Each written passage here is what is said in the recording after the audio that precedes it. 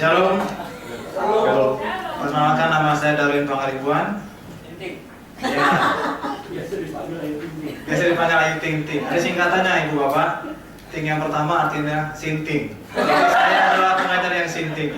Ting yang kedua adalah penting. Jadi saya adalah pengajar sinting, mengajar sesuatu yang sangat penting. Setuju? Baik. Saya akan katakan halo, Anda jawab hai ya. Saya bilang hai, Anda jawab halo, oke? Halo. Hai. Hai. Halo. Baik, senang bertemu dengan Anda. Anda punya mimpi? Anda punya visi? Setiap orang pasti punya visi, punya mimpi ya. Waktu kecil kita punya mimpi. Saya ingin jadi dokter, saya ingin jadi presiden, ya. Tapi sekarang pada usia kita sekarang parubaya, pasti kita harus pelihara cita-cita kecil kita yang namanya menjadi sebuah visi. Baik.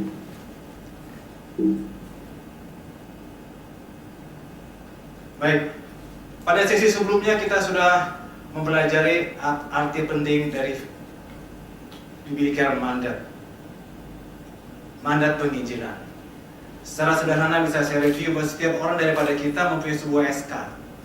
SK itu saya sebut sebagai SK 28. SK 28 ayat 29 sampai ayat 19 sampai ayat 20. Apa SK 28 itu? Yaitu terlaksananya amanat agung Yesus Kristus. Pergilah ke seluruh dunia, beritakanlah Injil. His last command is our first concern. Perintah Tuhan Yesus yang terakhir justru menjadi kepedulian kita yang pertama. Nah, sebetulnya visi kita itu semua sama di sini.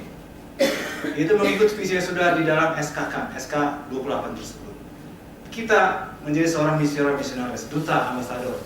Misi kita adalah memberitakan Injil, melatih mengutus para penginjil, mengusahakan terlaksananya kegiatan penginjilan di gereja lokal kita masing-masing, di komunitas kita, di masyarakat kita di mana berada, dengan cara melalui perencanaan, pembelajaran, praktek, dan di penginjilan. Penginjilan sangat penting karena menyangkut keselamatan dan kehidupan kekal seseorang. Roma pasal 3:23 dan Roma pasal 6 ayat 23. Yang kedua, penginjilan sangat penting karena penginjilan berarti memulihkan gambar dan rupa Allah yang ada di dalam diri kita. Setiap peserta dalam rumah ini, dalam ruangan ini, membawa gambar dan rupa Allah. Gambar rupa Allah itu rusak oleh karena dosa dan akan dipulihkan kembali melalui penginjilan. Kejadian pasal 1 dan Kejadian pasal 24. Penginjilan itu penting oleh karena menentukan kualitas kesejahteraan suatu kota, bangsa, dan gereja lokal. Apabila kita ingin membawa kesejahteraan kepada masyarakat di mana kita berada, sebenarnya kita bawa yang pertama kali berita penginjilan tersebut. Maka sejahtera kota tersebut. Visi, baru kita masuk kepada visi. Apa artinya visi? Vision bahasa Inggrisnya. Sederhananya begini, saudara. Visi itu artinya adalah kita hendak menjadi apa di masa depan. What am I going to be? Jadi menjawab pertanyaan, what? Kita akan menjadi apa? Ketika kita kecil, kita bermimpi ingin menjadi presiden, menjadi gubernur, dan seterusnya. Nah, sekarang kita harus punya visi ke depan. Kira-kira 5 tahun, 10 tahun, 20 tahun ke depan, kita hendak menjadi apa? Lebih luas lagi, komunitas kita, gereja kita hendak menjadi seperti apa? Itulah visi. Setiap orang daripada kita sudah ditanamkan visi SK28. Nah, ini kita buat kecil, kita breakdown visi SK28 tersebut menjadi visi pribadi kita masing-masing.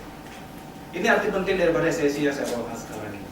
Visi adalah pernyataan yang diucapkan atau ditulis hari ini. Jadi Ibu Bapak Saudara, visi itu harus diperkatakan, bahkan ditulis. Pada akhir sesi ini, saya minta dari Ibu Bapak Saudara ya menuliskan visi dari kita masing-masing. Ya, setuju Bu Bapak? Coba saya ingin iseng-iseng seperti ingin ajak dulu berpikir.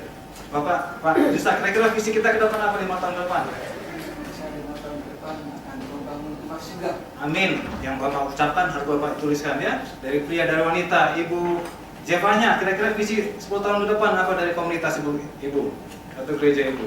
10 tahun ke depan akan menjadi apa? Bayangkan 10 tahun dari sekarang, 2027.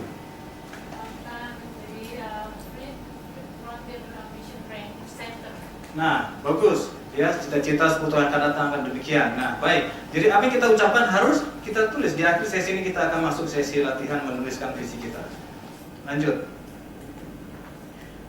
Ada seorang ahli strategi John Elkin mengatakan demikian.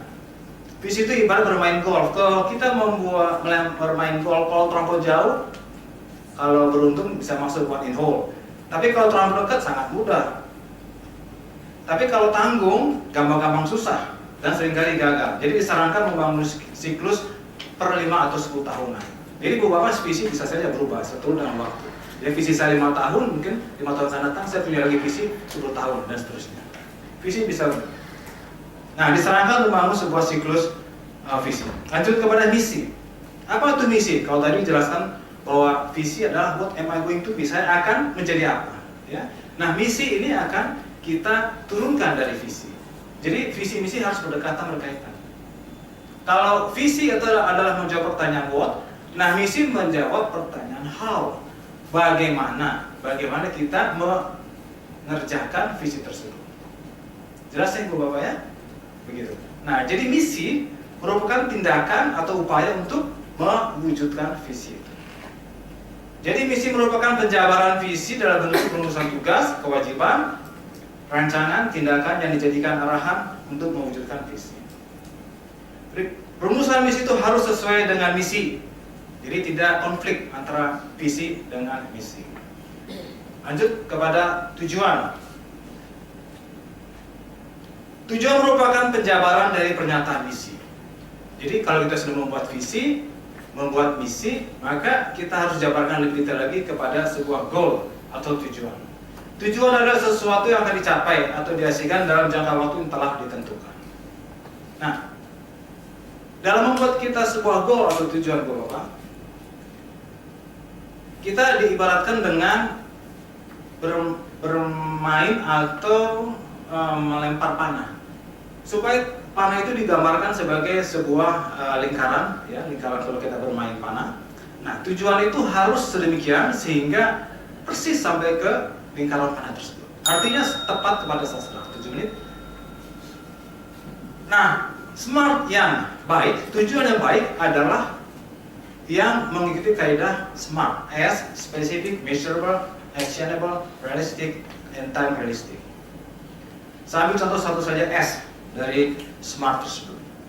S, misalnya kita punya tujuan I will be an evangelist. Bagi saya itu adalah tidak spesifik. Kalau kita membuat tujuan itu harus S, harus spesifik. I will be an evangelist, saya akan menjadi evangelist itu terlalu luas. Nah, goal yang baik adalah detail, spesifik. Jadi lebih bagus I will meet 25 people and talk with them sebelum 1 November. Jadi jelas sekali tujuannya. Bertemu 25 orang sebelum tanggal 1. Karena waktu singkat, saya lanjutkan kepada tadi tujuan baik adalah harus smart ya. Oke. Nah, ada kontrasnya sekarang. Tujuan yang baik smart, tujuan yang buruk adalah doom, DUMB.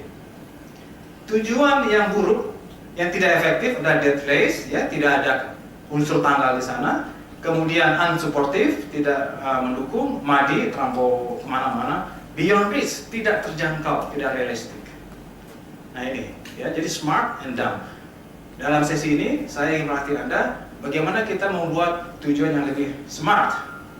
Dalam memilih tujuan juga harus jelas, ya. Diawali dengan visualize. Kita harus bisa memvisualisasikan kira-kira saya akan menjadi apa 5 tahun. Kira-kira gereja saya, komunitas saya akan menjadi apa 10 tahun yang akan datang. Tujuan diawali dengan mimpi, Ibu Bapak Saudara. Dulu saya punya mimpi, ya, kesaksian. Saya ingin keliling Indonesia. Itu sudah saya tulis ketika saya ingat 7-5 tahun yang lalu. Hanya tiba-tiba saya punya impresi aja saya harus keliling Indonesia. Mungkin cara ini saya akan memberi materi ini dengan keliling Indonesia mungkin. Action. Masih 1 menit. Smart itu, tujuan itu harus dituliskan di dalam rencana aksi. Kalau hanya sekedar menulis, tidak ada rencana aksi, tidak ada evaluasi. Nah, ini digunanya rencana aksi. Baik, kesimpulan. Kesimpulan dari sesi saya gambarkan sebagai berikut. Visi merupakan gambaran tentang masa depan yang realistik dan ingin diwujudkan dalam kurun waktu tertentu sama dengan cita-cita. Misi merupakan tindakan atau upaya untuk mewujudkan visi. Tujuan merupakan penjabaran dari pernyataan misi, yaitu sesuatu yang akan dicapai atau dihasilkan dalam jangka waktu yang telah ditentukan. Pada titik terakhir saya akan memberikan sebuah gambar. Lihat di sini, gambar apa ini? Jejak kaki. Saudara, pemimpin hakikatnya adalah meninggalkan jejak-jejak. Pertanyaannya, jejak apa yang ibu bapak akan tinggalkan kepada generasi penerus? Itu tugas pemimpin. Tinggalkanlah jejak, ibu bapak. Selesai.